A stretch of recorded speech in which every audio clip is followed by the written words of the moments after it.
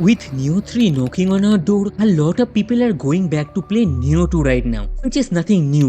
When a game in a popular series comes out, some people who have already played them before goes back to refresh their memory, or new players want to be prepared and caught up to the new game. But with games like Nioh, where there are no connected long-drawn storyline and are more anthology series, a lot of people do ask themselves, do I need to play the previous ones to play this one? Now the answer is not as simple as recommending this game to Soulslike fans and say, oh, you like Soulslike games, then go just play it. Because despite being a Soulslike at its core, Nioh series is a different beast with its own unique system. So I am going to break down the basic function of Nioh 2 and point out how the game differentiated itself enough to made its own identity and what makes this game so special, so it is clearer for you to decide whether this game is for you or not.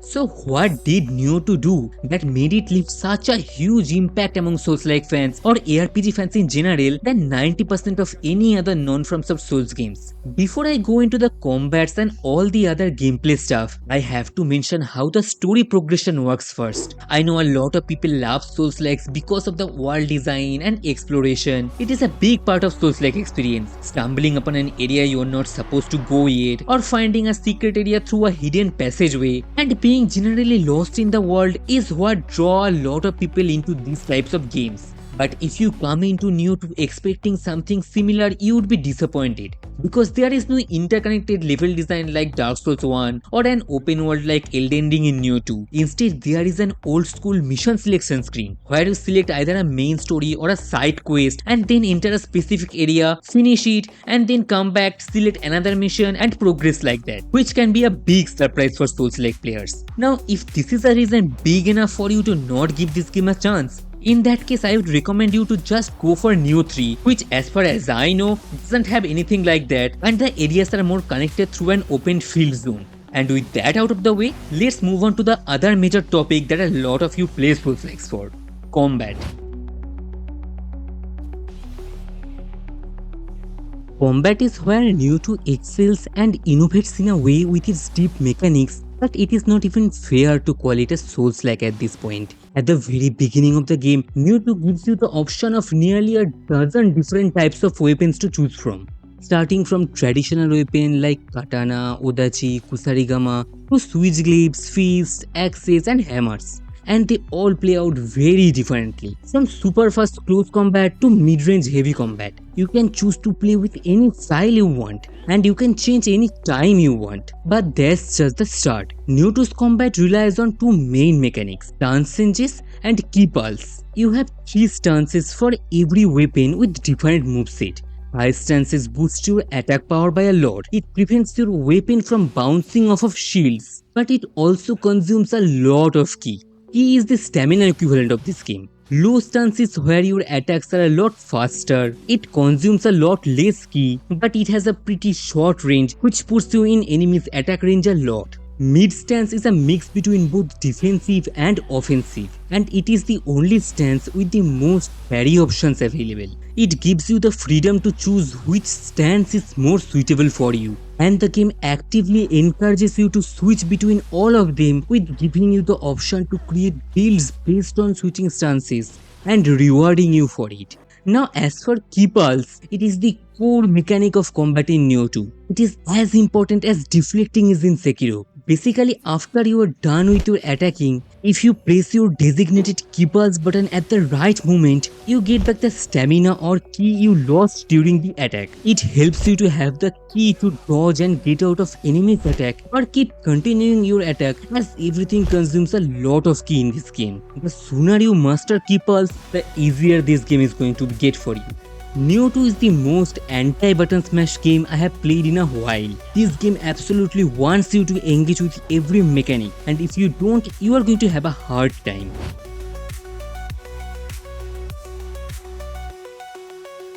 If you are one of those people who love making new builds and experimenting with them, this is 100% the game for you. Every weapon has their own skill tree with passives suited for specific stances. Then there are skill trees for samurai, ninjutsu, onryo magic, and a skill tree for when you shift into your yokai form. There are also different passives on armors, weapons that can affect your build drastically. There are different soul cores that gives you different yokai skills. All of these options give the player this incredible freedom to find a playstyle that is more suited for them personally and try new completely different things when getting bored. And that's what makes this game so addictive.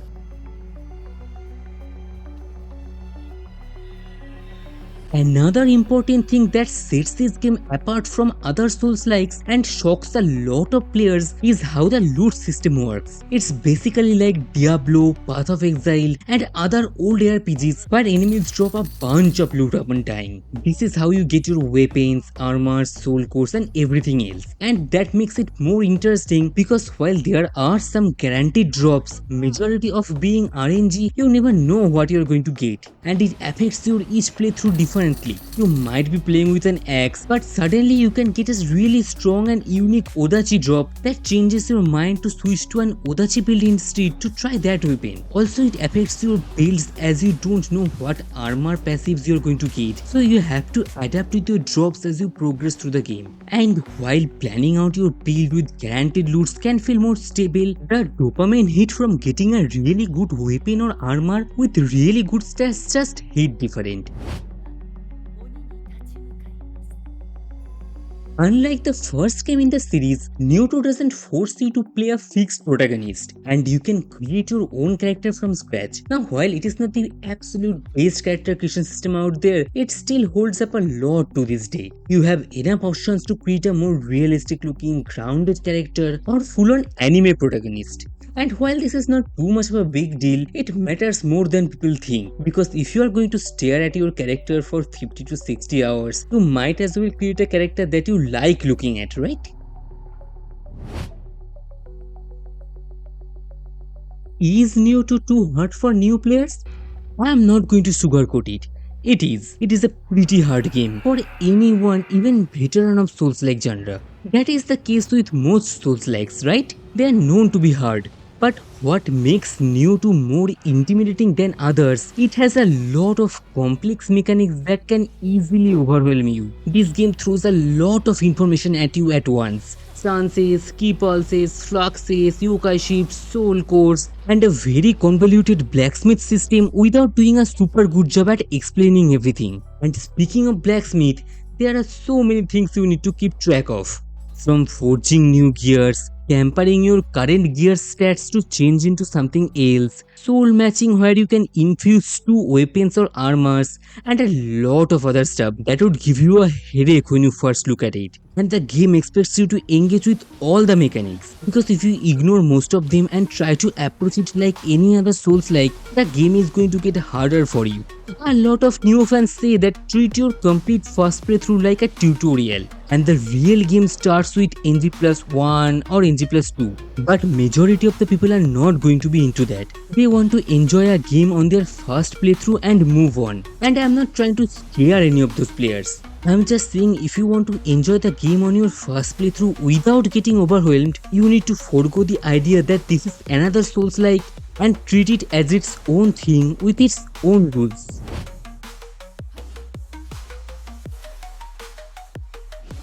When I first started with the game, I was really struggling with the attack windows being too short and getting smacked by the bosses, because I wasn't always doing key pulses. I had to actively remind myself of pressing the key pulse button because I wasn't used to it. Until the muscle memory kicked in and it became a second nature to me, when I realized the game suddenly felt like it became a lot easier. As soon as you put effort to learn the mechanics of the game, the difficulty starts to drop. I think early game can feel rough, but it starts rewarding when you actually engage with the mechanics. It gives you the option to switch to any other weapon type at any moment. So if you are struggling against a boss with a weapon, you can try anything else to make it easier for you. I wouldn't call it as much of a rhythm based combat system as Sekiro, but it comes close to it. When you find that rhythm for yourself, the game starts to feel extremely great. Nioh 2 gives you all the tools you need to overcome any challenging area that you are currently facing, but you cannot just throw them all at your enemies and expect to win. You need to learn when to use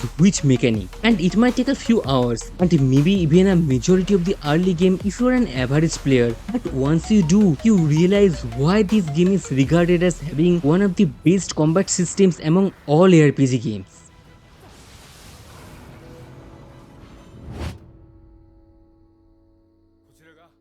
As I said earlier in this video, it is truly not fair to call this game just another Souls-like at this point. It is an extremely well done action RPG game with slight Souls-like elements such as having a bonfire equivalent, stamina based combat, and dodging or parrying. But that's where the similarities end. Any non-FromSoft Souls-like game that succeeds has a track record of bringing something new to the table. Like Lies of P, where while it is more similar to traditional Souls games, it brought its own unique ideas to the series like mix and matching your weapons and such. And Nioh 2 completely revamps the combat system of what people think Souls-like combat would be like, by moving away from the simplicity of R1 combat and delivering a fresh, fun, and pretty complicated but in a good way system to the genre. It really didn't just want to capitalize on the popularity of Dark Souls and wanted to make its own identity instead, and it succeeded by creating its own subgenre where people are calling games like Khazan the First Berserker a Nioh-like.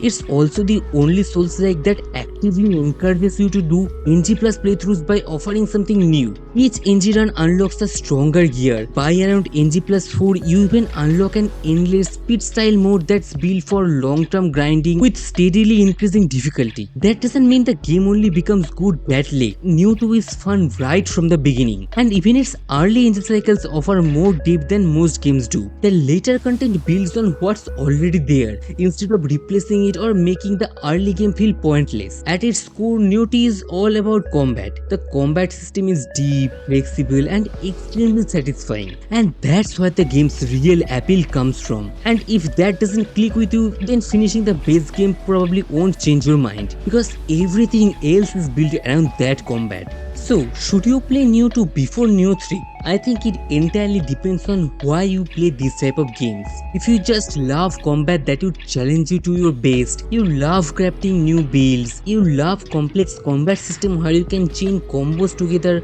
but it requires actual planning and not button smashing. Also, you are a loot goblin who gets happy seeing loots burst out of enemies when you kill them. You prefer a more linear, narrow journey rather than overly open world games, then this is absolutely the game for you. But if you play Souls games for the mystery, exploration, and hunting the lore of the world, you absolutely hate clustered menu. You feel overwhelmed when there are too many things to keep in mind. If you find inventory management a chore and want a relaxed experience when you play games, then I would recommend you should skip it, or maybe watch a little playthrough of this game and then decide. If you are interested in Nioh 3 at all, playing Nioh 2 gives you real context for what Team Ninja is building on. And while I don't think it is absolutely necessary to play Nioh 2 before Nioh 3, I think you'd appreciate Nioh 3 a lot more and be more prepared for what to expect if you have already some experience with the series. Are you replaying Nioh 2 right now, or thinking about jumping in for the first time? I will be streaming my first playthrough of Nioh 3 on my channel and post a lot more Nioh 3 content. So if you are interested in that, hit the subscribe button and the bell icon. But that will be it for me today. I am Gaurav, this is the Bonfire Keeper, and I will see you next time.